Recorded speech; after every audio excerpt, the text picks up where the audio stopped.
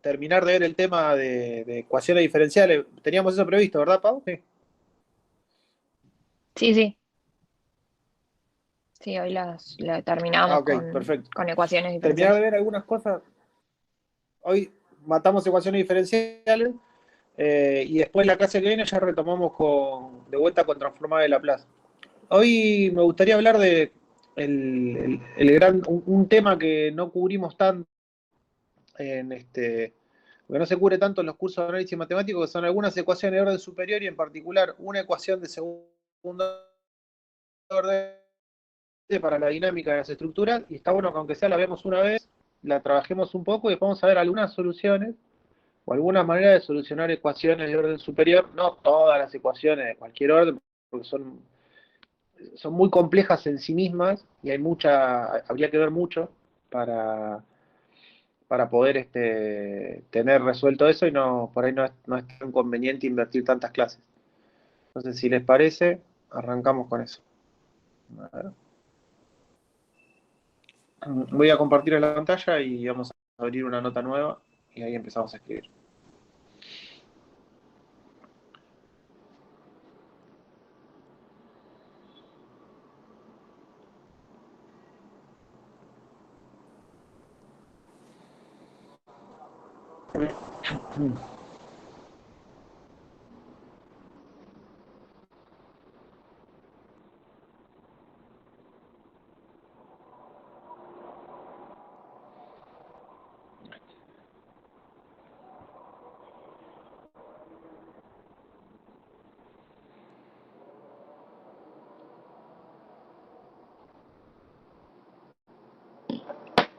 Vamos a poner el nombre y ya vamos.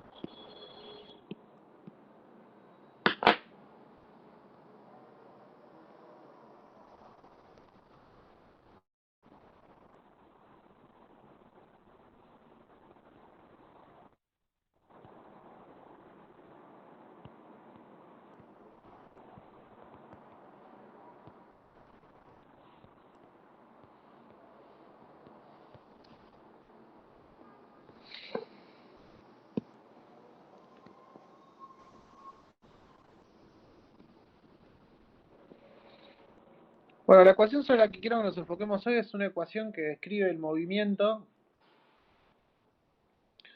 de una masa M o de un cuerpo de masa M conocida, que es este que está acá. Yo lo voy a dibujar con unas rueditas, simplemente para mostrarle que la única dirección posible de desplazamiento para este cuerpo va a ser la dirección del eje X. La vamos a escribir acá. Va a ser esta dirección así. Simplemente para mantener un poco la nomenclatura que venimos usando y para que el valor de la función que estamos, o el nombre de la función desconocida que estamos investigando sea la misma, vamos a usar la letra I para designarlo.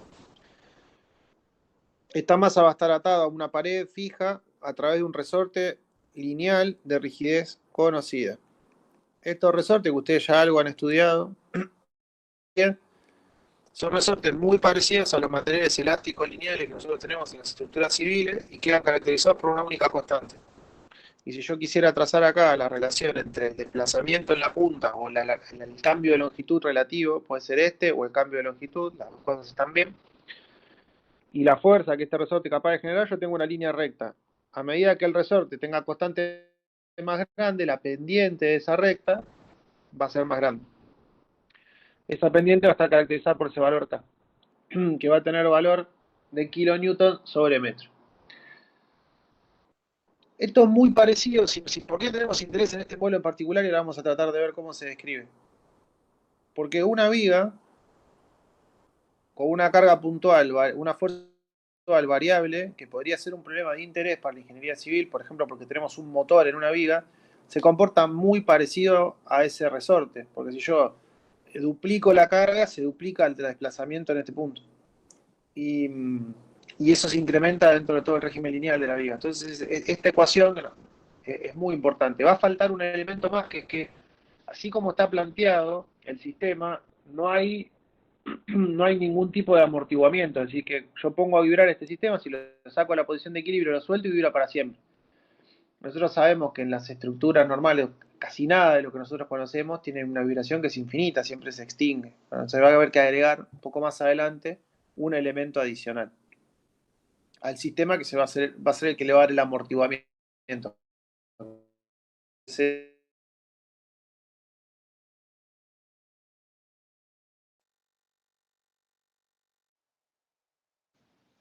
Y esta función de acá va a ser una variable, va a ser una función del tiempo, es decir, yo voy a sacar de la posición de equilibrio esta masa m, cuando la masa m está en esa posición, el resorte no está ejerciendo ninguna fuerza, porque yo ni lo corté ni lo alargué. Cuando yo la saque de la posición de equilibrio con una fuerza, y suelte la fuerza que la sacó en la posición de equilibrio, la masa va a vibrar de manera libre. Y esa es una cuestión de interés para... Entonces vamos a ver, por ejemplo, cómo la describiríamos. Si nosotros tuviéramos que ver las fuerzas que intervienen en este problema, tendríamos de este lado la masa, tendríamos hacia este lado, perdón, la fuerza restitutiva del resorte, que vale K por I. Nosotros empezamos a contar desde la posición de equilibrio, es decir, que si el resorte está fijo en uno de los extremos y se desplaza I unidades en el otro, el cambio de longitud es igual a ese valor que se desplazó al extremo libre. Si lo multiplicamos por la fuerza del resorte, tenemos la fuerza restitutiva. En la misma dirección tenemos también otras fuerzas que están oponiendo a este movimiento. ¿Cuáles son? ¿Quién se mira algo? ¿Rozamiento? ¿Qué fuerzas se ponen al movimiento? ¿Alguien se imagina? Bueno, el Acá. rozamiento lo tenemos acá, pero podría ser. Normalmente el rozamiento lo despreciamos porque ¿qué otra se os ocurre? La inercia puede ser. Si yo quiero mover un cuerpo con la segunda ley de Newton, ¿qué El fuerza? peso, el peso ¿Cómo? también. El peso. Bueno, la pregunta esa es interesante. Ahí no haría nada el peso porque estaría en esta dirección, pero alguien va a preguntar qué pasa si yo cambio la historia, ¿no? Y digo, doy vuelta ahora al resorte y lo pongo el resorte para arriba, que podría ser también, diciendo, ¿qué pasa si yo planteo este problema así? Entonces la pregunta del millón es una pregunta interesante, si piénsenlo, si cambian algo o no. Ahora ahí estaría actuando el peso. ¿Piensan que la vibración sería diferente o no? ¿Qué piensan? Para entenderlo hay que terminar de ver las fuerzas involucradas, pero intuitivamente, si yo acá le cuelgo un peso, el resorte se va a estirar un poco. ¿Cuánto? Lo necesario para equilibrar el peso del cuerpo. Ahora, si yo empiezo a medir el desplazamiento del resorte desde ahí, quiere decir que vamos a tratar de verlo acá en este plano. El resorte originalmente está acá. Cuelgo el peso y se deforma hasta por acá. Ahora, si mi nuevo punto, si yo muevo el sistema de coordenadas acá y mido I desde ese punto, ¿ven que tengo el mismo problema? Porque si lo que se deforma el resorte a partir de la posición de equilibrio es lo mismo que se va a deformar o me va a generar la misma fuerza que la misma fuerza adicional que es en el problema de arriba. Más que el problema de arriba es un poco más sencillo de ver porque no hay que hacer este cambio. Así que el peso en este modelo no cambia nada. Y en el modelo de más abajo, no podemos decir que no es particularmente relevante porque lo único que tenemos que hacer es, en vez de medir el desplazamiento desde el punto cero, lo medimos desde la posición de equilibrio del cuerpo. Así que no hay problema. Tendríamos un poco resuelto un poco más alargado. La otra fuerza que aparece acá es la fuerza de inercia, que también va a actuar sobre el cuerpo y te va a tener el valor de la masa por la aceleración. Profe, en el chat Quiere preguntan decir que qué es K por I. Es K por I, ¿no? ¿Eso?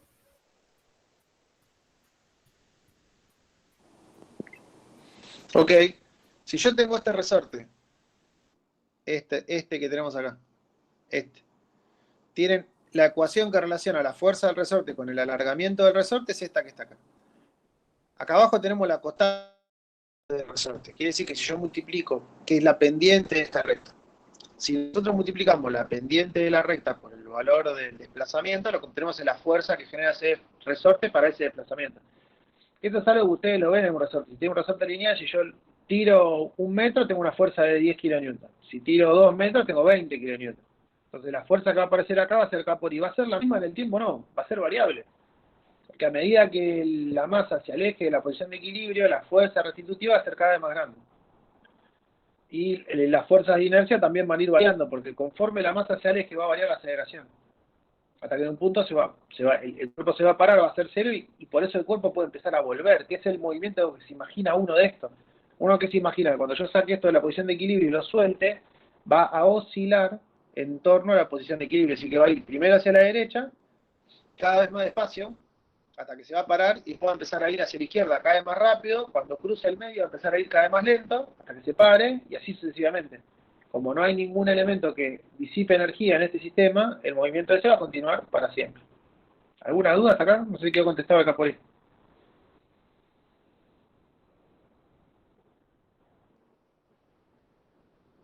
Bueno, vamos a elegir creer que quedó No hay dudas. contestado. Sí, sí, sí. ¿No hay dudas? Bueno, fenómeno. Entonces, ¿qué forma tiene esta ecuación diferencial? Tenemos quedó contestado, listo, excelente. Entonces, fíjense que no hay ninguna fuerza externa y lo único que va a actuar son estas fuerzas que están acá. Entonces, por equilibrio de fuerzas, nosotros lo que podemos decir es que menos m por a menos k por i tiene que ser igual a 0. O, si quieren, pasamos el menos para el otro lado, como para que no nos joda, y decimos que m por a más k por i tiene que ser igual a 0. La aceleración, ¿cómo la podemos escribir? Como la derivada segunda de la función de desplazamiento, que es una función del tiempo, más k por i de t, y esto es igual a 0. ¿Qué forma se imaginan que tiene esta o qué forma se imaginan que tiene esta solución? ¿O cuál es cómo se imaginan que si yo tuviera que dibujar acá la función y en función del tiempo, qué forma se imaginan que tendría? ¿Sería ¿Se una imaginan, por parábola? ejemplo, acotada entre dos extremos? Bueno, una parábola, el problema que tiene es que si yo la dibujo, por ejemplo, dibujo una parábola en cualquier lado, ¿no? Pero, por ejemplo, centrar el eje, no vuelve nunca. Y Sí, no, pero, uno, pero uno al acotada sería, principio ¿no? no pensaría, está bien, pero yo la paro acá y quedó. Entonces, el cuerpo, ¿qué hace? Estamos tratando de interpretar esa ecuación, ¿no? Esta es la posición de equilibrio. Esta. Quiere decir que se va a mover, si fuera una parábola, ¿no? Se va a mover hasta que en un momento llega hasta acá y después no vuelve más. Y queda ahí. Y seguimos mirando el reloj y pasa el tiempo y siempre está ahí. Es ¿Qué una cosa así. sería tipo una función coseno?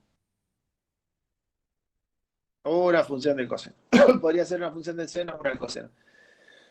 Esa parecería lo más natural, porque si yo dibujo, por ejemplo, una función es lo mismo, cualquiera de las dos. La única diferencia es la condición. Saben que el coseno y el seno son la misma función, están desplazadas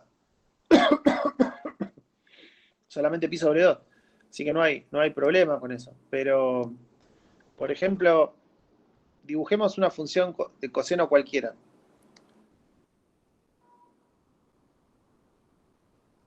Entonces, ¿qué cosas tiene interesantes esta función? Primero, que está acotada entre dos valores. Y es algo lógico, es decir, si esta es nuestra posición de equilibrio, el cuerpo va a ir hacia un lado primero, después hacia el otro. Obviamente que la pared es suficientemente larga como para que no se toque, ¿no? Yo la dibujé un poco corta acá. Eh, la pared está por acá.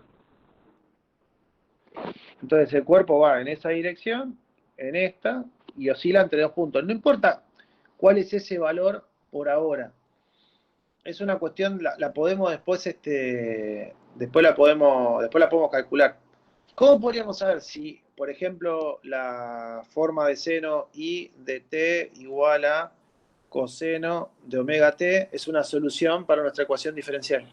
¿Cómo les parece que podríamos saberlo? ¿A alguien se le ocurre? Reemplazando el tiempo, puede ser. Eh, el tiempo no, pero ¿qué podemos hacer? Agarrar esta ecuación y reemplazarla en la ecuación de arriba. Es decir, esta función, diríamos, lo que tenemos que calcular es la derivada segunda primero. ¿Estamos todos en la misma sintonía? Sí, sí. ¿Cuánto vale la derivada segunda de esa función? Hacemos rápido, menos omega cuadrado por el coseno de omega t. Porque derivé una vez, me quedó omega, derivé dos veces, me quedó omega cuadrado. Derivé una vez, me quedó positivo, derivé otra vez, me quedó negativo, queda al menos, y vuelvo al coseno. ¿Está ahí? ¿Estamos bien? Sí.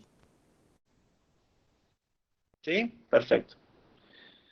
Entonces, reemplazando la ecuación de arriba, nos queda que la masa por o menos la masa por omega cuadrado por el coseno de omega t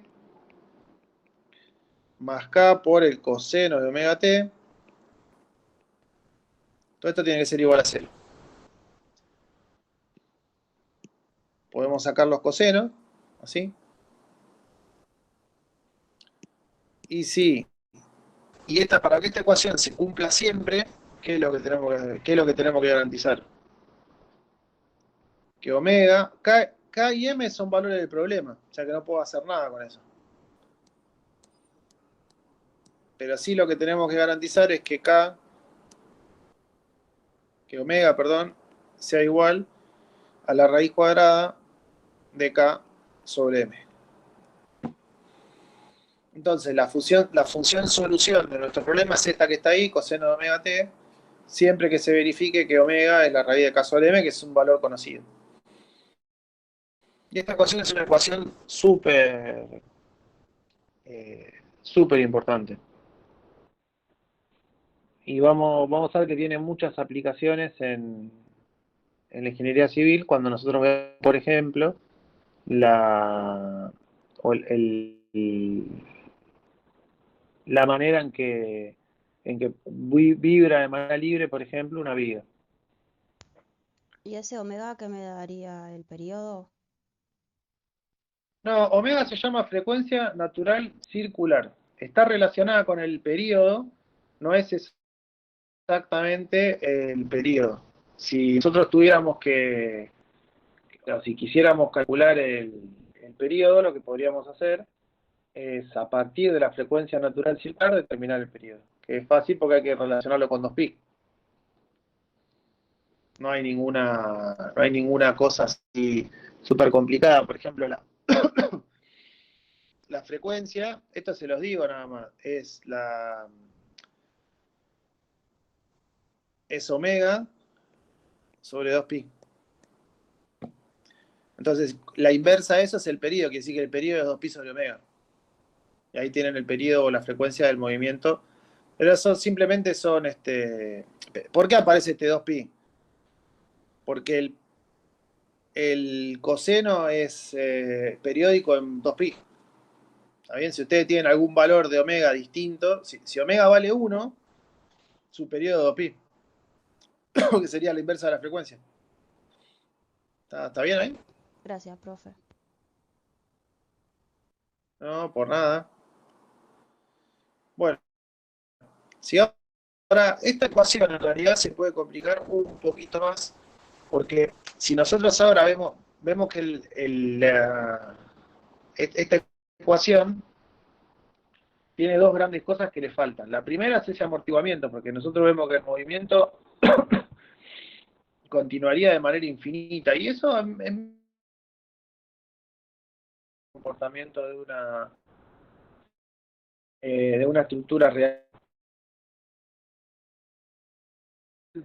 ¿De qué dependía? Bueno, es una buena pregunta. La mayoría de los amortiguadores, se fijan los amortiguadores que tienen las puertas de la sección, de qué traten de acordarse. Cuando ustedes mueven la puerta, si ustedes la mueven despacito, prácticamente no ofrece ninguna resistencia. Ahora, en cuanto la puerta se empieza a acelerar, el amortiguador de la puerta empieza a hacer cada vez más fuerza. Quiere decir que uno podría empezar a pensar esos amortiguadores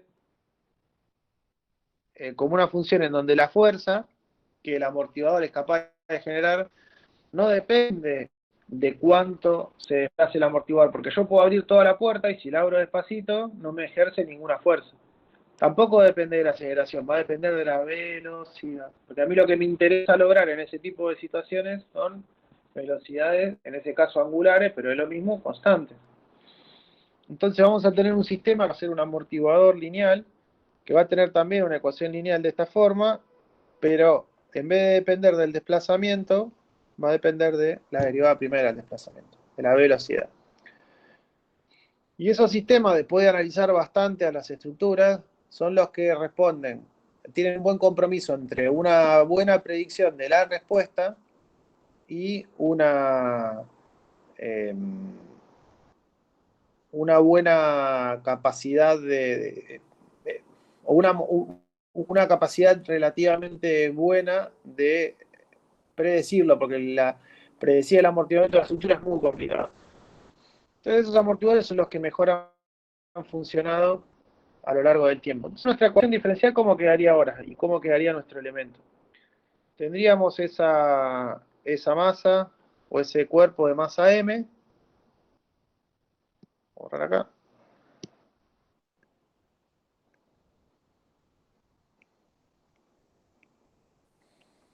Conectado por el resorte rigidez K, y además tendríamos conectado un amortiguador C,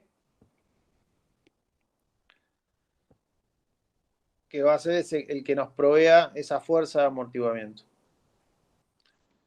Para completar del todo el problema, lo que podemos agregar también es una fuerza dependiente del tiempo. Con eso tenemos una descripción bastante completa. Si tuviéramos que escribir ahora la ecuación diferencial de ese problema, ¿qué forma tendría? Diríamos nosotros que la masa, por la derivada segunda de la función de desplazamiento, más la fuerza de amortiguamiento, que dependía de la derivada primera, más K por I de T, tiene que ser igual a F de T. Y esta ecuación es una ecuación lineal homogénea de segundo grado. Súper interesante. Porque estos tres coeficientes que están acá son valores conocidos que dependen del problema. Y, perdón, esta es una ecuación diferencial de... Vamos un poquito más atrás todavía. Esta es una ecuación diferencial de coeficientes constantes. Eso es súper... y súper útil esta ecuación. Podemos empezar a estudiarla con la fuerza igual 0, que es la ecuación homogénea, y después calcular la solución de esta ecuación como la suma de la solución homogénea más una solución particular. Entonces, vamos a trabajar sobre la ecuación general, que tendría forma A y segunda de t más B y prima de t más C por I de t igual a 0. Si nosotros podemos resolver esa ecuación homogénea, después le podemos sumar a una solución particular y tenemos resuelto el problema.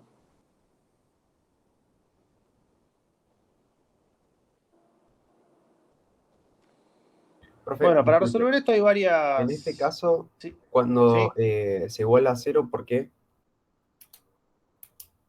No, porque esta ecuación de acá arriba no es homogénea, pero la solución a una ecuación diferencial no homogénea se puede calcular como la suma de la solución de la ecuación diferencial homogénea, que es esta, más una solución particular. Entonces, si Ok. nosotros resolvemos esta, tenemos resuelta la mitad del problema. No sé si te contesté ahí, Laureano. Sí, sí, sí, sí. Ok. ¿Sí?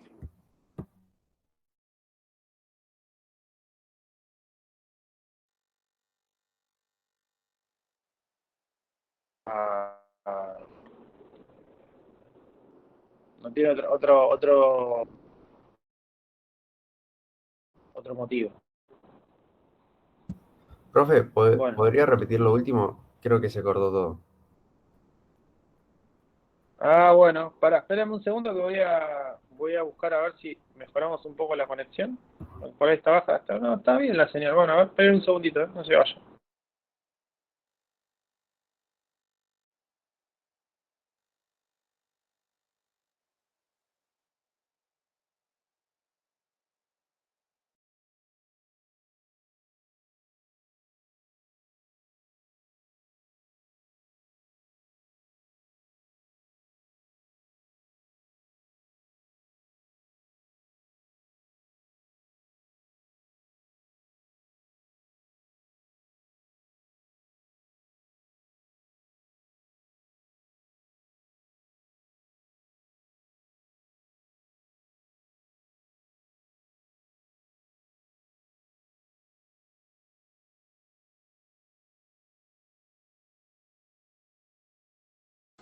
Bueno, a ver si ahí estamos mejor.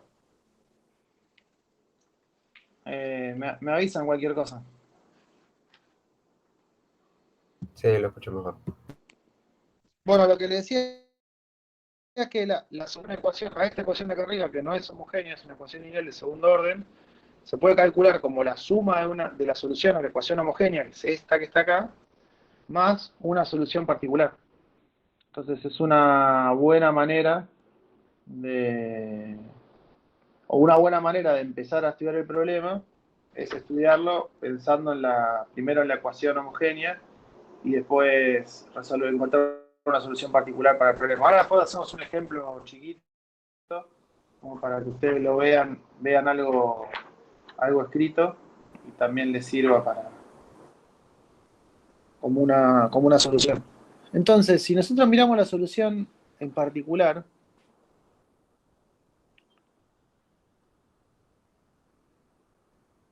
lo que la segunda derivada si nosotros vemos esta ecuación diferencial, esta acá, la segunda derivada tiene que poder expresarse como una combinación lineal de la derivada primera y de la función sin derivar.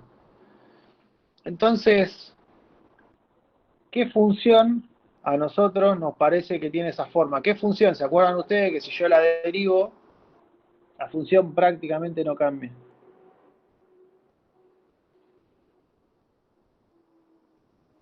¿Cuál se acuerda A del la análisis X. matemático? Todo el mundo entiende. ¿Eh? ¿Cuál era? No la E a escuché. la La X. X. E a la X, muy bien. Entonces, ¿por qué le digo esto? Porque fíjense, la derivada segunda de t, ¿a qué termina siendo igual? A menos b por i' de t, más c por i de t, todo esto sobre a. Ven que es una combinación lineal, porque está esta suma, y estos factores de acá son constantes. Entonces, la función i de t igual a e a la rt, o a la a sub t, a lo que uno quiera, parecería una solución muy lógica para eso, porque esta función yo la voy derivando y lo único que tengo son combinaciones lineales. Entonces, podemos probar poniendo esta solución en la ecuación diferencial anterior y viendo si tiene que cubrir alguna relación para que nosotros podamos usar como solución de nuestra ecuación diferencial. Entonces, para eso hacemos la derivada primera y la segunda, que no tiene ninguna dificultad, porque la derivada primera, ¿cuánto valdría? R por E a la RT. Y la segunda, R cuadrado por E a la RT. Vamos a escribirlo por la duda que no. E a la RT. Y la derivada segunda de T es R cuadrado por E a la RT. Entonces, si reemplazamos en la ecuación de arriba, ¿qué nos queda? A por R cuadrado por E a la RT más B por R por E a la RT más C por E a la RT igual a 0. Sacamos factor común E a la RT, que se repite en todos lados, y nos queda A por R cuadrado más B por R más C igual a 0.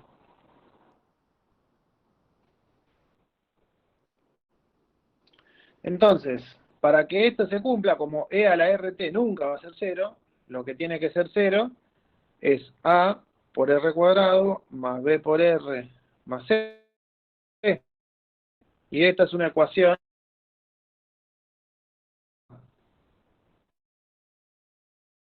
R1 va a valer menos B más la raíz cuadrada de B cuadrado menos 4 por A por C sobre 2A, y R2 va a valer menos B menos la raíz cuadrada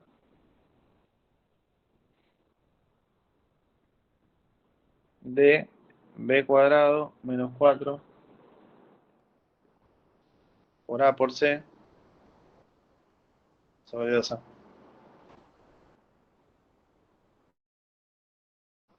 Quiere decir entonces que la solución a nuestra ecuación diferencial, ¿cómo la voy a obtener? ¿Cómo se imagina? Entonces, después de todo lo que vimos.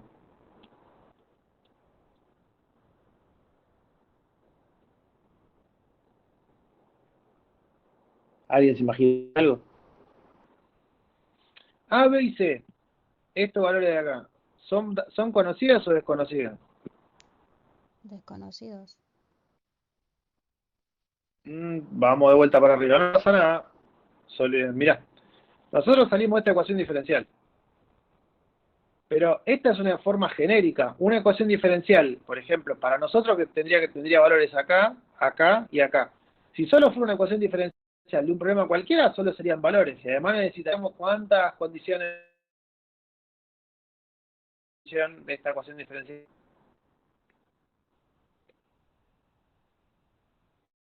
¿Cuántas condiciones de orden necesito para una ecuación de segundo?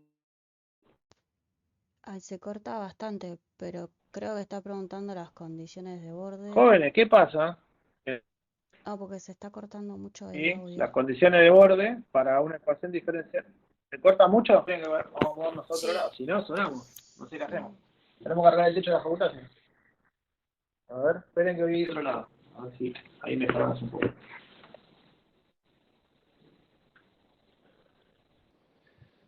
¿Qué reminiscencias a la pandemia está? A ver, ¿ahí estamos mejor? Ahí sí se escucha. Pasa de que a veces se entrecorta un Estoy poco arriba yo estoy arriba del router acá. O sea, a todos se le entrecorta. O sea, más cerca que esto no lo puedo poner. ya vamos a volver ¿A presencial, todos se le profe. entrecorta o...? Sí, se le entrecorta. Ya seríamos... Sí, sí, profe. Bueno, vamos a tratar de darle ahí y si no, si no sonamos. Bueno, entonces lo que le decía es, ¿cuántas condiciones de borde necesito yo para poder resolver una ecuación diferencial de segundo grado? ¿Cuántas? ¿2, 3, 20, una? 2. ¿Cuántas se imagina? 2 necesito, porque es de segundo grado. Para el tercero, pero seríamos 3. Y así sucesivamente. Piénsenlo por las constantes de integración. Si yo tengo una ecuación que, por ejemplo, que puedo separar por variable, por lo que pueda, yo tengo que integrar por una ecuación de segundo grado, de segundo orden, 2 veces. Entonces necesito 2 constantes de integración. Ahora, A, B y C son variables del problema. Si fuera del problema que estamos estudiando acá arriba, A sería la masa, B sería el coeficiente de amortiguamiento y C sería la constante del resorte. Así que son todos valores conocidos del problema. Okay. Vamos a hacer un ejemplo. Entonces, con esos valores conocidos, o sea, todos esos valores son conocidos, puedo calcular R1 y R2. Entonces la pregunta es, ¿y la solución? Sería la pregunta. Bueno, la solución va a depender también de las condiciones de borde. Vamos a ver un ejemplo y ya volvemos sacando. Si no, nos vamos a volver locos, me parece. Entonces, vamos a ver un ejemplo rápido. Imagínense que nosotros queremos resolver la ecuación diferencial y segunda de t más 2 y prima de t menos i de t igual a 0. Y las condiciones de borde son que i en 0 vale 0 y que i' en 0 vale menos 1. Si fueran, si esta ecuación diferencial representara el problema que estamos estudiando ahí arriba, esas condiciones de borde, ¿cómo se traducirían? Por ejemplo, que i de 0 es igual a 0. ¿Qué es lo que nos dice? La posición. Ok, es decir, que la estructura parte de la posición de equilibrio, si fuera una estructura. Claro. Y después, i' de 0, que la velocidad en el instante 0 no es 0. Es menos 1. Así que es una estructura que no está en reposo. No parte del reposo, sino que parte de la posición de equilibrio, pero que tiene una velocidad. Que justo en ese instante, en el instante 0, está pasando por el punto de equilibrio, pero es un poco una casualidad. Normalmente, para los problemas de análisis estructural, normalmente vamos a salir del reposo. Entonces, estas dos valen 0 las dos. Bueno, ¿cómo seguimos?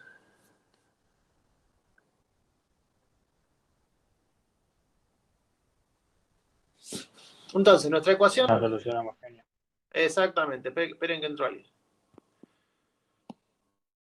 Te vino... Ahí está. Entonces, podemos salir de cualquier lado, ¿no? Pero si tuviéramos que identificar acá los valores de A ¿cuánto vale? 1. Es es este que está acá. B 2 vale 2. Y C Menos menos 1. menos 1. Muy bien. Entonces, nosotros podemos salir, si no se quieren acordar, si no quieren salir desde acá, podemos salir de acá arriba, de esta, es lo mismo. Si salimos de la de arriba, ¿qué nos queda? 1 por R cuadrado más 2R menos 1 es igual a 0. Entonces, si tenemos que calcular las raíces de estas dos ecuaciones, ¿cuánto valdría? Vale, menos B más la raíz cuadrada de B cuadrado menos 4 por A por menos 1 sobre 2A. Esto vale menos 1 más raíz de 2.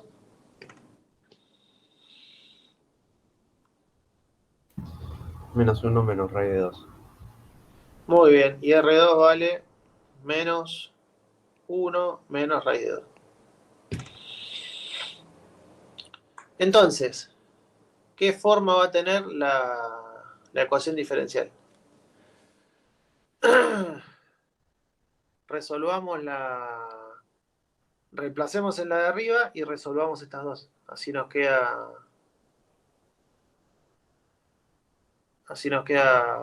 resuelto, digamos.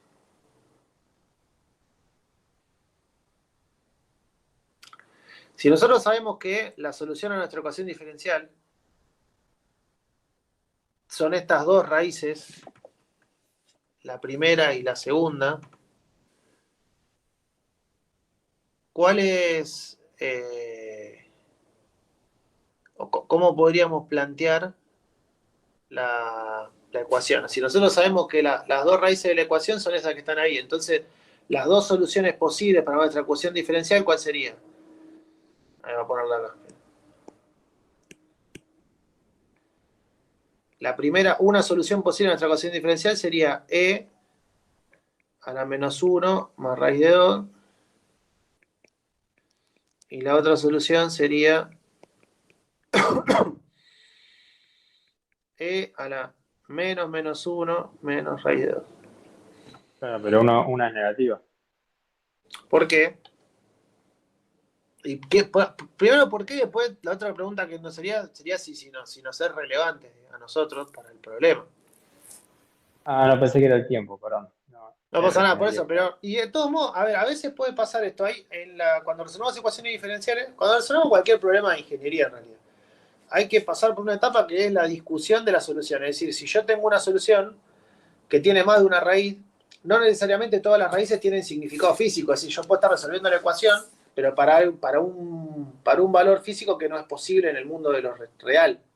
Por ejemplo, pasa cuando veamos la altura, el tirante en un canal. Nosotros tenemos, normalmente la ecuación esa es una ecuación que no es lineal y tiene más de una raíz. Muchas de las raíces son negativas, porque obviamente al problema de fondo no le importa si el área está del lado positivo de las X o del lado negativo. Pero sí nosotros vamos a tomar solamente los tirantes positivos, que son los posibles en el mundo físico. O sea, está muy bien, no sé quién lo dijo, está muy bien pensarlo, ¿no? Pensar si la solución tiene sentido. Ahí nos falta multiplicar R por T. Sí, acá vendría T. Ah. Gracias. Y ahora, la pregunta es, si nosotros sabemos que si estas dos son soluciones a la ecuación diferencial, cualquier combinación lineal de esa solución es también una solución a la ecuación diferencial. Es decir, que una solución de la forma I de C1 por I1 de T más C sub 2 por I2 de T también es una solución a la ecuación diferencial para cualquier relación de constante de C sub 1 y C sub 2. Entonces, si reemplazamos ahora esta solución en la ecuación diferencial, que la podemos reemplazar, reemplacemos la genérica y después volvemos a la solución general, ¿a dónde llegamos? A ver si nos conviene, esperen, si nos conviene reemplazar acá o no. Bueno, armemos la de arriba y reemplazamos arriba directamente. Entonces, para nosotros, esa ecuación diferencial tendría la forma de C sub 1 por E a la menos 1 más raíz de 2 por T más C sub 2 de E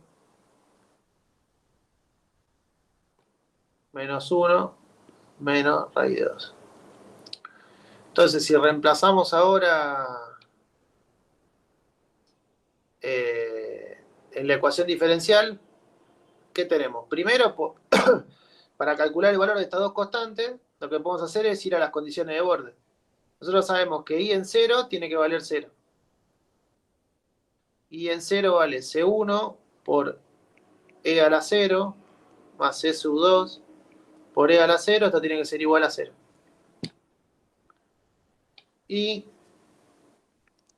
la derivada primera en 0 también tiene que ser igual a menos 1, dijimos. Sí, menos Sí, 1. menos 1. Exactamente. Y la derivada primera va a valer menos 1 por raíz de 2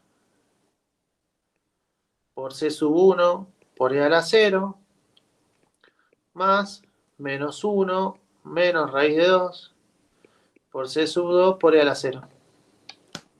Y esto tiene que ser igual a menos 1. Limpiando un poco nos queda que C1 más C2 tiene que ser igual a 0 y que menos 1 más raíz de 2 por C sub 1 más menos 1 menos raíz de 2 por C sub 2. Todo esto tiene que ser igual a menos 1. Y esto es un sistema de ecuaciones. Lo pueden resolver de la manera que quieren, que quieran, por ejemplo, sustituyendo C sub 1 igual a menos C sub 2. En cualquier caso, si despejamos de acá, nos queda que C sub 1 vale menos raíz de 2 sobre 4 y C sub 2 vale raíz de 2 sobre 4. Y de t, es decir, la solución a nuestra ecuación diferencial, entonces ¿cuánto vale? Menos raíz de 2 sobre 4 por e a la menos 1 más raíz de 2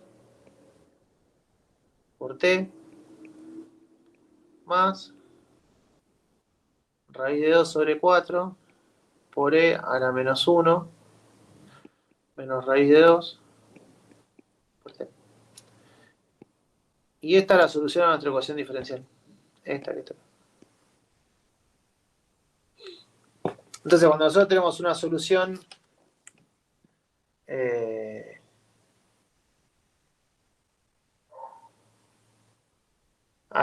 obtenemos ese problema de la solución homogénea, o cuando tenemos esa ecuación, ahora se nos presenta una ecuación de segundo orden de ese formato, podemos encontrar la solución a la ecuación homogénea de esa manera. Ahora lo que nos faltaría saber es resolver la ecuación no homogénea. Esto lo vamos a ver de una manera muy general y después, si nos queda un ratito de tiempo, sí nos va a quedar algo de tiempo. Vamos a ver un poco aplicado a la dinámica de estructura. Entonces, si nos toca resolver una ecuación homogénea, es decir, que de este lado tenemos 0, lo único que tenemos que hacer es plantear la ecuación característica, que es esta que está acá, resolver las raíces, calcular los valores de C sub 1 y C sub 2 en función de las condiciones de borde, reemplazamos en la solución final, en la solución general, y tenemos resuelto el problema. Y todas las soluciones van a ser de la forma E a la RT. ¿Qué cosa interesante tiene esa función exponencial? Que también está bueno, eso es algo interesante para saber. ¿Cuánto vale a tiempo cuando t tiende a infinito? ¿Cuánto vale esa función exponencial cuando t tiende a infinito? 0, ¿no? Muy bien. Entonces eso es algo que es súper importante también, porque nosotros lo que nos permite ver es que estamos, o tiene un poco más de un comportamiento mucho más real.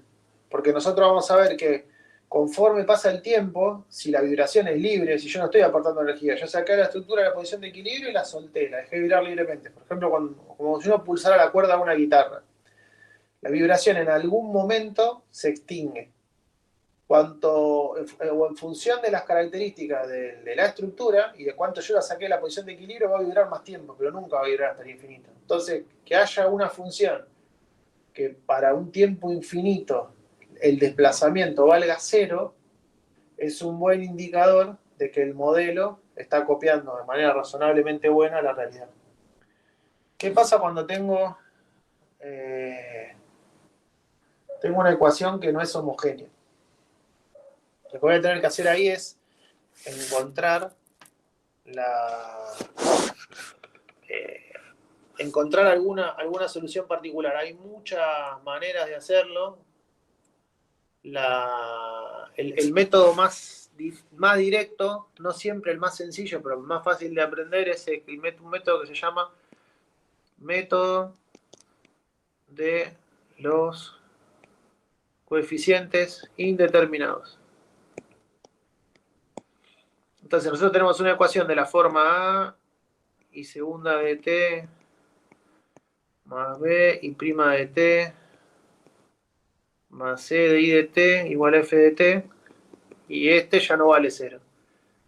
Entonces la ecuación que tenemos que encontrar nosotros o lo que tenemos que hacer ahora es tratar de encontrar una solución particular para nuestra ecuación. Y la suma de la solución a la homogénea más la suma a la solución particular, o más una solución particular, nos resuelve el problema. Entonces vayamos a encontrarla con un ejemplo. Me parece que va a ser más Profe, rápido. yo tengo una duda. ¿Sí? Sí o sí, el discriminante tiene que ser mayor a 0, el de arriba. Bueno, es una pregunta interesante. Sí y no, digamos. Porque No sé. 0 puede ser igual, porque... Mirá, para ver si tengo el libro acá y lo...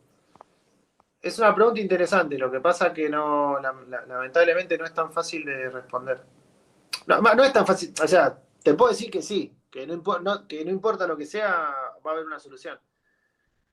Pero no es... Pasan algunas cosas, mirá. Vamos a ver si... Pero no sé si tengo acá el libro de dinámica de estructuras, pero vamos a buscarlo. Si está, con gusto lo vemos. Para que veas algo o le veas alguna... le veas alguna aplicación real. A ver, espera, déjame ver si lo puedo buscar. A ver. Está el leclo. Entonces, este libro, que es el libro de Penzias y Miklov, es un libro, es como un clásico de la dinámica de estructuras. No. Pero vamos a mirar, por ejemplo, un caso.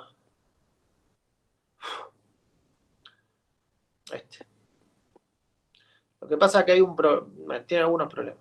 Vamos a ver acá. Hay varias cosas que pueden pasar.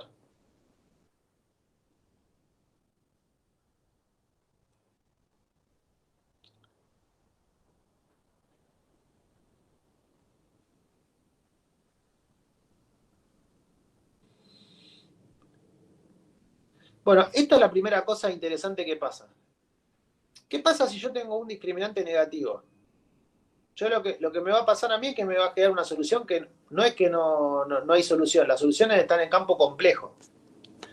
Ahora, fíjense que esta representación vectorial en el eje X tenemos la componente real y en el eje Y la componente imaginaria de dos números. Si yo ahí estoy sumando dos soluciones, ¿no? Y si yo tengo el discriminante negativo, pero solo para una solución, yo tengo imagínense para las dos soluciones. Tengo dos soluciones en el campo imaginario, ¿no? Agustín había preguntado, ¿no? Sí, sí. Ahora, cuando yo sumo dos números imaginarios y los números imaginarios son conjugados, por ejemplo, este y este, ves que cuando yo lo sumo, la componente imaginaria se va y la solución es real. Aunque yo estoy sumando dos números imaginarios. No sé si te contesté ahí, Agustín, la pregunta. Sí. Igual, Es difícil igual de entender, pero o sí, sea, sí. vos pensarlo así, yo estoy sumando dos números. Los números imaginarios, en realidad, hay muchas maneras de expresarlos. Si uno usa una expresión cartesiana, uno que tiene 2 más I, por ejemplo, y del otro lado tenés 48 menos I. Si los números son conjugados, es decir, si la parte imaginaria, uno es la negativa de la otra, cuando yo sumo los dos, la solución es real, aunque yo esté trabajando en números imaginarios. ¿Entendés? Sí, sí, sí. Yo estoy sumando las dos soluciones. ¿Por qué te digo esto? Porque hay todo otro enfoque de la dinámica que es trabajar en el campo complejo. Ahora uno dice, ¿por qué el campo complejo? Porque es una manera muy cómoda de representar una magnitud y hay otra cosa que es las funciones de coseno, no todas entran en el mismo, o sea, no todas arrancan, no todas las vibraciones arrancan en cero. Por ejemplo, mirá esta respuesta de una estructura, una vibración libre también, ves que no empezó en cero, porque había un desplazamiento inicial y también una velocidad inicial.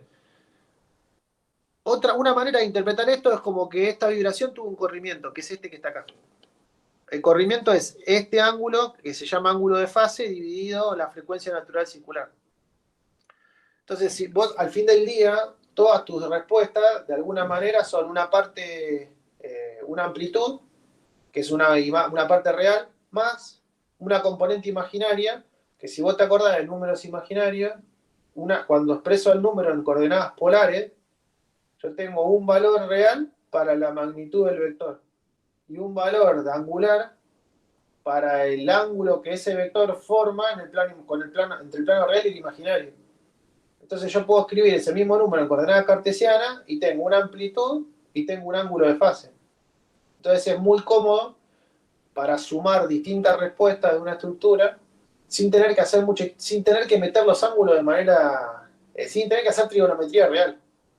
Si los problemas tienen solución real, la solución, después de entrar con soluciones que son imaginarias, la solución es real. ¿Está bien? Ahora, ese discriminante, esa función, juega un rol mucho más importante. Te digo, más o menos vas viniendo, ¿no, Agus?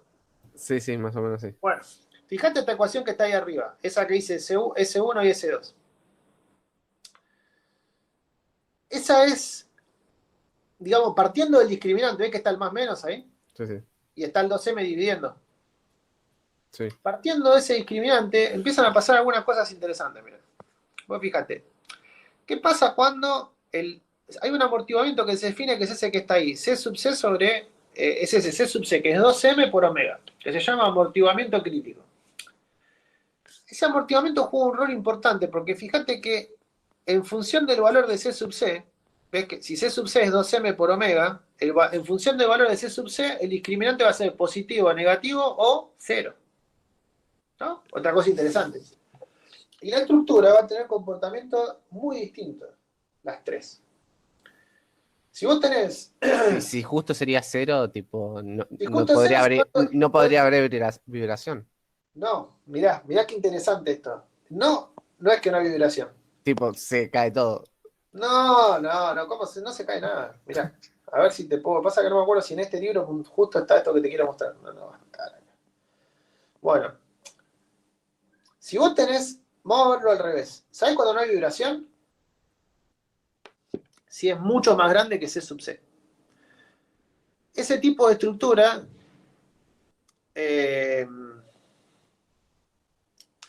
¿cómo te lo puedo poner?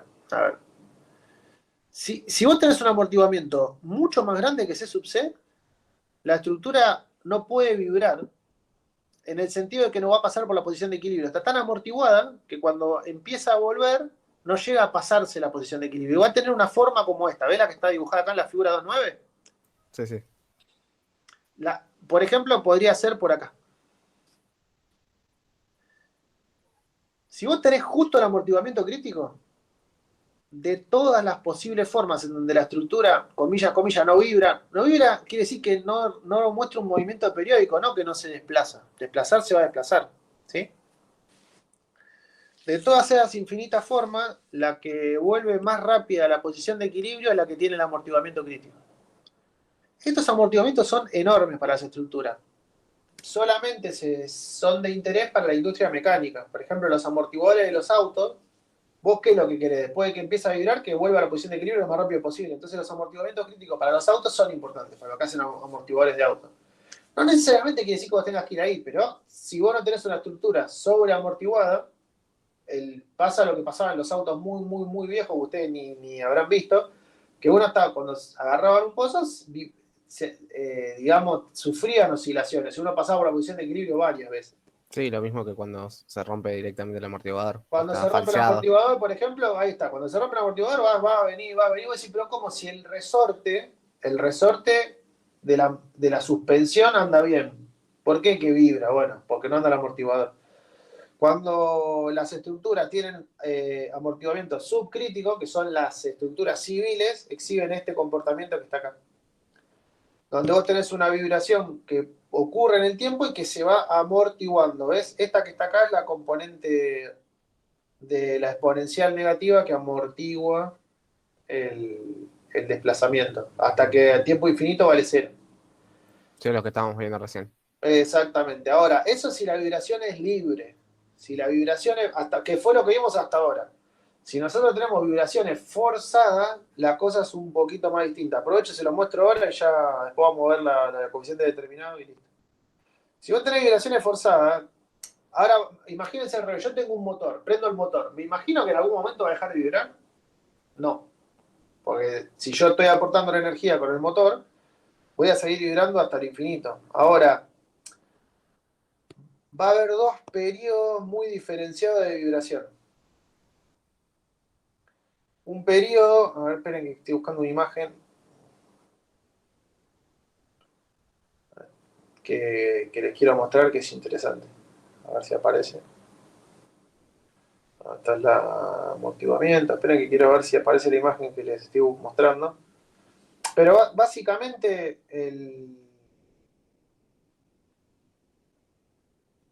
el problema es periodic loading.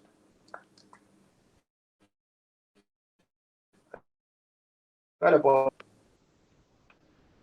básicamente debe tener dos respuestas, o dos grandes periodos de respuesta. Uno que va a estar asociado a la vibración, no, está en el otro capítulo. Uno que va a estar asociado a la vibración cuando recién arranca, asociado al comportamiento de vibración libre, que se va a extinguir con el tiempo, y un periodo de vibración que va a estar asociado con la vibración forzada, que no se va a extinguir con el tiempo. El de la vibración libre es la solución homogénea. El de la vibración forzada es el de la vibración, el de la solución particular. Entonces, si nosotros estamos preocupados por el comportamiento de la estructura después del momento del arranque, podemos directamente ignorar la solución,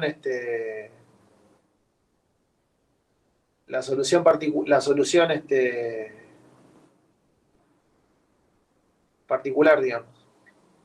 Perdón, la solución de la homogénea. Creo que estoy buscando la imagen, hay una imagen muy... Bueno, no encuentro la imagen que les quiero mostrar, pero básicamente es para separarles el comportamiento de la estructura. Acá lo van a ver, pero no se ve exactamente lo que les quiero mostrar. A ver si se los puedo mostrar acá. Bueno, lo pueden ver acá también. Ven que la solución... Acá,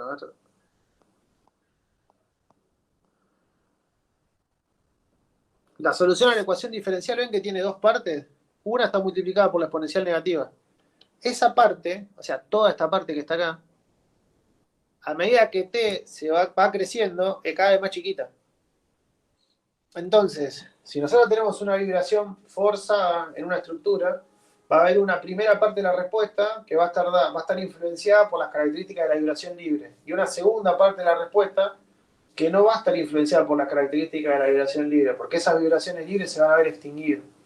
Entonces vamos a diferenciar un régimen, que va a ser el régimen transitorio, que va a partir desde el reposo de la estructura hasta que se extinguen las vibraciones libres, y un régimen permanente, que va a partir desde que se extinguen las vibraciones libres hasta el infinito. Esto es para carga, cuando la carga se continúa en el tiempo. Por ejemplo, la carga de un motor es típico de eso. Yo prendo el motor y no lo apago. Bueno, a los n segundos de que arrancó, a veces son algunos minutos, tengo solamente vibraciones forzadas. Y el resto, porque la vibración libre se extingue. Ahí te contesté, Agustín, las dudas. Sí, sí. ¿Sí? Bueno, Sí. y la duda hay un poco más también. A ver Sí. si se llevan algo. Al que al que le guste el tema, tiene después dinámica de estructura para hacer como optativa. Entonces, ¿cómo podemos encontrar? Vamos a ver una cosa más de la solución particular y ya terminamos. Después, en todo caso, pueden ver pueden ustedes abondar en el tema, no hay problema. Entonces, por ejemplo, imagínense que nosotros tenemos la ecuación diferencial y segunda de t más 3 y prima de t más 2 y de t igual a 3t.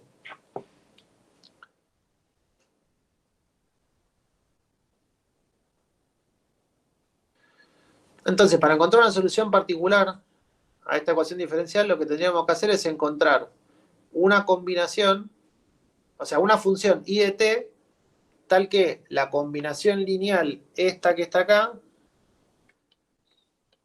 sea una función de t, digamos, de 3t. Entonces, ¿de qué manera uno podría... ¿Cómo se imagina usted? O sea, al fin del día lo que nosotros necesitamos es, después de hacer dos derivadas,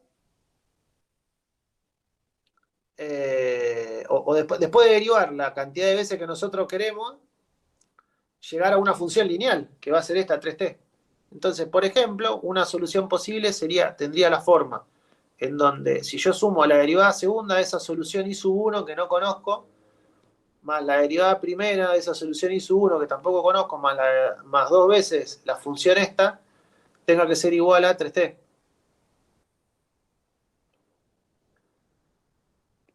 Entonces, ¿qué forma me imagino, digamos, para esta i sub 1? Y una forma posible sería a por t. Porque la derivada primera sería a y la derivada segunda, 0. Entonces, si nosotros reemplazamos eh, en la ecuación arriba, o para que eso se cumpla, digamos, para que se cumpla lo que nosotros eh, nos habíamos propuesto más arriba, ¿qué tendríamos que tener? Entonces, que i, esperen que se borra acá, que i según i1 más 3 y 1 prima más 2 y 1, hoy primera, tiene que ser igual a 3a más 2a por t. Porque esta de acá la perdimos, ¿no? Sí. Para que esto sea igual a 3t, ¿qué es lo que yo tengo que tener? Para que esto sea igual a 3t, ¿qué es lo que tiene que... o qué valores tienen que tomar los valores de a? ¿O qué valores pueden tomar? ¿Qué valores tendría que tomar a para que esto se cumpla?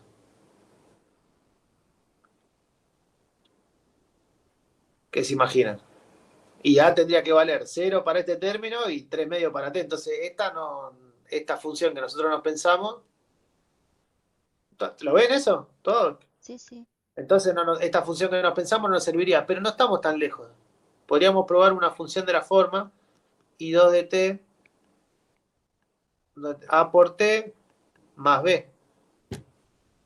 Entonces, y primera de esa segunda solución que nos imaginamos sería a, y la derivada segunda sería 0.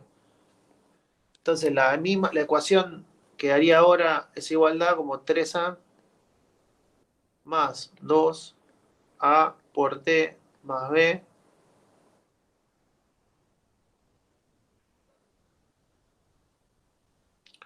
Y esto tendría que ser igual a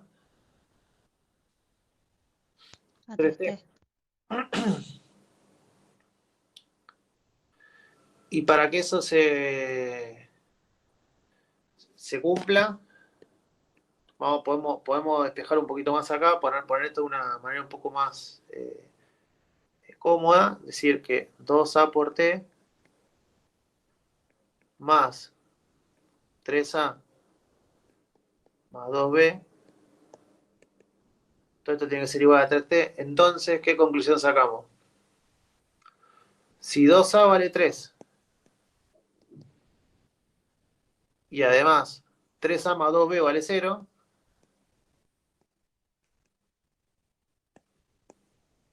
esas dos ecuaciones se cumplen. Y la solución a este sistema nos da que A tiene que ser igual a 3 medios y B tiene que ser igual a menos 9 cuartos. Quiere decir que la ecuación de la forma I2 de t igual a 3 medios de t